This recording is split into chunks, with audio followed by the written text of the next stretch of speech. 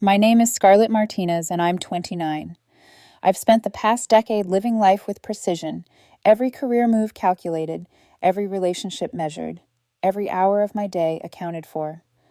That Wednesday, all of it culminated in a moment I'd been working toward for years. I was in the sleek, glass-walled conference room at Hart & Foster LLP, surrounded by senior partners who had just congratulated me on making partner. Corner office, equity stake, $350,000 base salary, the works. 7 years of late nights, weekends sacrificed, and vacations skipped had finally paid off. I felt a surge of triumph, pride mingled with disbelief.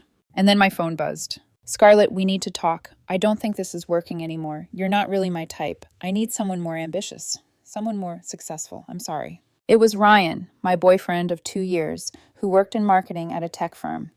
He'd been my partner, my cohabitant, the person I'd imagined a vague future with. And just like that, the floor seemed to tilt beneath me. The universe, I thought, has a wicked sense of timing. I stared at the text while a partner clapped me on the shoulder. My promotion handshake felt surreal. I typed back slowly. Congratulations on your growth. Best of luck. Then I muted him, went back to signing the paperwork. That evening, when I returned home, the apartment felt hollow. Ryan's side of the bed was empty, boxes half packed. His abruptness was almost comical. You're not even going to ask me to stay? I asked, though my voice was calm. You said you outgrew me. I'm not arguing, he said, irritated by my composure. Honestly, Scarlett, you're too comfortable. I need someone with drive, ambition, someone who's actually going somewhere. I shrugged. Makes sense. Go find someone more successful. Good luck. And just like that, he was gone, leaving behind only the faint smell of his cologne and the quiet hum of my apartment. I sat on the couch with leftover Chinese food, thinking not about heartbreak, but about absurdity. I'd spent 2 years alongside someone who didn't recognize my worth, until it became inconvenient for him. By the next morning, I'd updated LinkedIn, excited to announce my promotion to partner at Hart & Foster LLP, grateful for this opportunity and looking forward to the next chapter. I included a subtle shot of my new Tesla, Midnight Blue, Model S, my small reward for years of relentless work. Within minutes, comments poured in. Among them was a name I hadn't expected. Mark, Ryan's older brother. A cardiologist, independent, intelligent, and thoughtful. Someone who never played games. His comment was simple. Congratulations on your promotion, Scarlett, truly deserved. I smiled at the screen. There was an ease in his words that I hadn't felt in weeks. Unlike Ryan, he wasn't measuring me against anyone. He wasn't trying to compete or control, just recognition, sincere and grounded. That evening, I test drove the Tesla, feeling a rare surge of freedom in the electric acceleration. I posted a photo, a small proclamation of my achievement. And as expected, my phone buzzed again. Multiple texts from Ryan, frantic and accusatory. You made partner. Why didn't you tell me? We need to talk right now. I ignored them, sipping wine and scrolling through heartfelt congratulations from colleagues. Then another notification from Mark. Gorgeous choice on the Tesla. Want to grab coffee sometime to celebrate properly? I laughed softly. He didn't need anything from me. No validation, no drama, just a genuine invitation to share in a little joy. That night, I realized something I hadn't acknowledged before. Perhaps the right people notice us for who we are, not what we represent.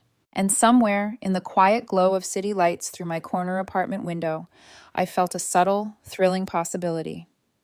Mark wasn't just a comment on social media. He was a thread, something real, thoughtful, and unexpectedly grounding, already weaving into the story of my life. The apartment was unnervingly quiet without Ryan.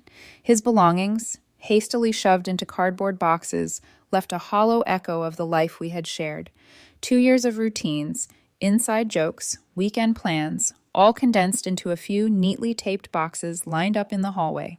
I moved through the apartment almost on autopilot, carrying my laptop to the balcony, the city lights twinkling beneath me. Part of me expected anger, a pang of sadness, but there was only this strange clarity. Ryan had made his choice. I had made mine. By mid-morning, my phone vibrated again. Another message from Ryan. You don't even care, do you? You're just fine with this? I stared at the screen and smiled faintly. Care?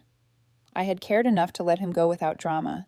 Typing back felt unnecessary. Silence was its own answer. Instead, I turned to the messages I hadn't fully explored, Mark's notes. Congrats again on the promotion. Coffee sometime? My treat. Seriously, Scarlett, well deserved.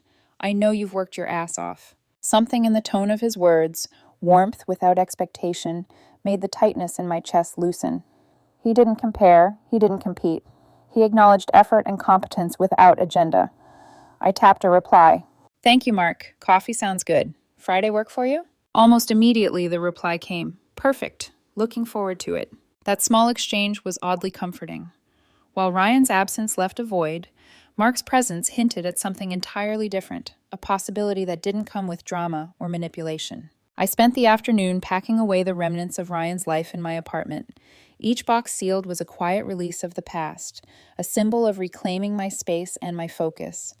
I noticed the little things, his dishes left unwashed, a jacket thrown over the couch, the faint scent of his cologne lingering in corners.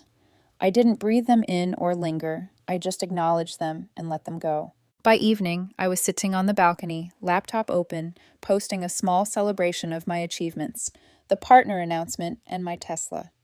Comments and likes rolled in, each one a gentle reminder that my accomplishments mattered, and that I could enjoy them without anyone's approval. Mark's comments kept popping up throughout the day, thoughtful and encouraging. That color is perfect for you. I'd love to see it in person sometime. You really deserve this, Scarlett. Hard work pays off. There was no pressure, no games, just quiet respect. For the first time in weeks, I felt seen. Not for who I was supposed to be for someone else, not as a partner to be evaluated, but as Scarlett, competent, driven, and unapologetically herself. As night fell, I looked out at the city skyline, a quiet smile playing on my lips. The emptiness Ryan left behind didn't feel like loss anymore. It felt like space. Space to breathe, to live, to meet someone who noticed me for me. And in that space, Mark became more than just Ryan's brother. He became the first thread of something new, something grounded in reality and kindness. It was tentative, almost fragile, but it was real. And for the first time in a long while, I felt like I could trust that reality. Friday would come, coffee would happen, and I had a feeling that meeting him would be the start of something I hadn't expected but desperately needed. The following days were a blur of work, small celebrations, and the quiet hum of independence. I threw myself into cases at the firm, savoring the sense of authority and respect that came with partnership. And yet, my phone buzzed constantly. Ryan. Scarlett, can we talk? This isn't over. You're acting like a child. Let's meet. I made a mistake. Can we fix this? I read the messages, one after another, and let them sit unread. Each one was a reminder of the person I had been with. The chaos, the ego, the need for control. I had no energy for it, nor the desire. Meanwhile, Mark reached out again. Hey, I know things have been messy. Coffee still good tomorrow?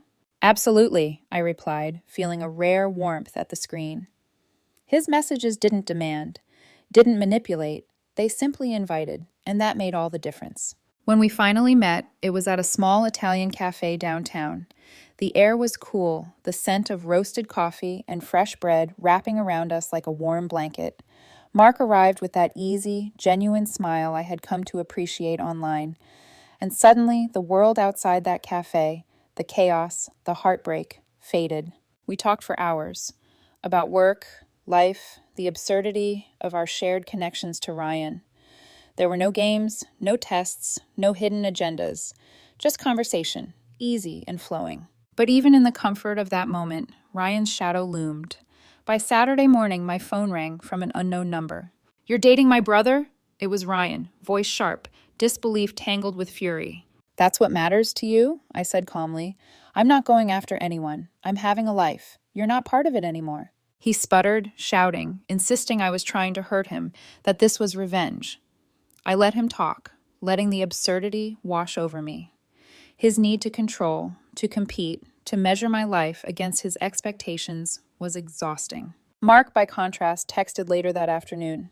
Ignore him. He's spiraling. Focus on you. We'll have our coffee and that's enough. And he was right. Mark didn't require anything from me but honesty, presence, and respect. He didn't demand validation. He didn't care about status. It was the first time in weeks, maybe months, that I felt truly seen, not as a partner, not as an achievement, but as me. That weekend, I began to recognize the contrast between the two men in my life. Ryan, frantic, ego-driven, still clinging to control. Mark, calm, grounded, and genuinely kind. The difference was staggering. As I returned to my apartment Sunday night, the city lights reflected off my Tesla, parked with a quiet, unspoken pride in the driveway. I realized that independence wasn't just about money or career milestones. It was about knowing your worth and surrounding yourself with people who recognized it. Mark hadn't just commented on a LinkedIn post or sent a polite message. He had become an anchor, a quiet presence in a world that had been chaotic, shallow, and demanding. And for the first time since Ryan's departure, I felt something like anticipation, a possibility that life could be calmer, warmer, and unexpectedly full. By Monday, the emails and texts from Ryan had escalated into a predictable pattern of panic and entitlement. He wanted explanations, apologies, even second chances. Every message read like a mirror of his own ego, reflecting the same belief he had when he told me I wasn't ambitious enough to be with him. I didn't respond. I didn't argue. Instead, I focused on my life, the corner office, my cases, the clients who trusted me, and the small, indulgent joy of driving my Tesla through city streets I now owned with confidence. Then came Mark's next message. Want to come by the clinic tomorrow? Just coffee. No work talk, I promise. I smiled. Yes, I needed normalcy, warmth, and human connection that wasn't tangled in ego or drama. The next morning, I stepped into the clinic. The clean, quiet space smelled faintly of antiseptic and coffee, and Mark was there, smiling in his white coat, a reminder that genuine care could exist without strings attached. We talked for hours again, about life, family, the absurdity of Ryan's behavior, even the little victories that made the long hours worth it. Later that week, Ryan's attempts to infiltrate my life hit a peak. He called incessantly, appeared outside my apartment, and even tried to leverage friends for information. I blocked numbers, changed routines, and maintained firm boundaries. His frustration only confirmed what I already knew. This wasn't about love. This was about control, validation, and his bruised ego. Meanwhile, Mark's presence remained steady and grounding. He wasn't dramatic or possessive. He was patient, interested in me as a person, and utterly honest. He respected my space, my decisions, and my career achievements, celebrating them without needing to compete or manipulate.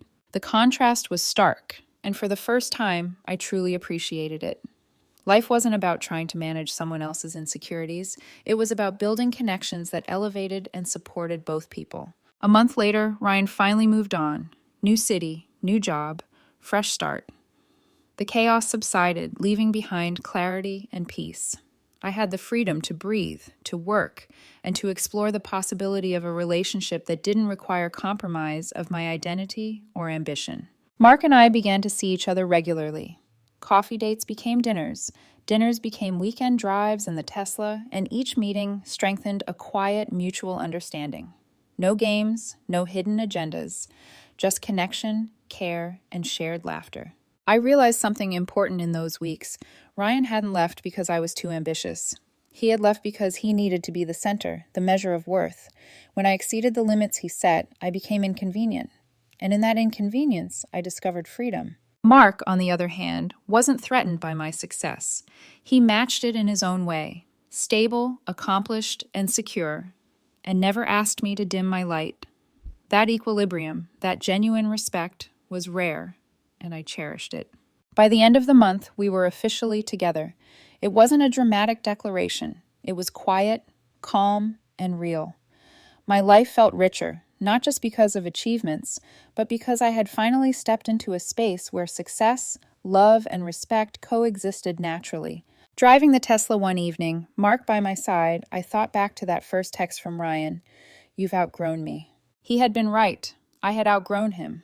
But in doing so, I had stepped into something far better, a partnership built on equality, honesty, and care. And for the first time, I felt the kind of contentment that wasn't tied to approval, validation, or competition. It was mine. Weeks turned into months. The city, once a blur of work deadlines and relationship tension, settled into a rhythm I could finally breathe in. Ryan had relocated, his presence now only a memory threaded through my apartment like a faint perfume, detectable but no longer intrusive. Mark and I had found a quiet cadence together. Our relationship was built on mutual respect, curiosity, and shared laughter rather than ego or competition. We celebrated each other's achievements, encouraged growth, and navigated life's challenges as a team. It felt like a revelation, love that didn't demand compromise, only honesty. We even began integrating our worlds. Mark invited me to small family gatherings, and for the first time there was no tension, no drama, no judgment, just connection. His parents adored me, and I saw clearly that his support wasn't about appearances. It was genuine. Occasionally, news from Ryan filtered through mutual acquaintances. His exasperation at his own choices was apparent, but he had moved on. He no longer tried to manipulate, to compete, or to reclaim control. I realized I had been given more than freedom. I had been given perspective. The Tesla, once a symbol of small triumph and personal reward, became a vessel for joy rather than status. Weekend drives with Mark, spontaneous trips along the coast, and even the mundane commute to the clinic felt elevated. It wasn't the car itself, it was the presence beside me, steady and sincere. Looking back, I understood why Ryan's exit had felt so painful at the moment. It wasn't just a breakup, it was a test of self-worth. He had measured me against an impossible standard, one tied to his insecurities rather than my accomplishments. And by leaving, he inadvertently pushed me into a space where I could thrive, unrestrained. Mark's steady support and unassuming admiration showed me what it meant to be truly valued. Not for the money I made, the corner office I occupied, or the Tesla I drove, but for who I was. Competent, ambitious, independent, and unapologetically myself. By the time spring arrived, we were planning small adventures together, a trip along the coast in the Tesla, dinners at new restaurants, quiet weekends away. Life had shifted from reactive to intentional, and in that shift, I discovered a profound truth. The right people enhance your life, the wrong people consume it. I often thought back to that first Wednesday, the promotion, the breakup text, the absurd timing, and smiled. What had felt like betrayal then was, in truth, liberation. Ryan's choice, driven by ego, had opened the door to something real. And through it, I had learned that success is sweeter when shared with someone who celebrates it without reservation. Mark had become more than a comforting presence. He was a partner in the truest sense, someone whose respect, intelligence, and genuine care created a foundation for a love I hadn't known I could have. And as we drove along the coast one crisp evening, the city lights fading behind us, I realized I hadn't just outgrown a person. I had stepped into the life I was meant to live. And it was extraordinary.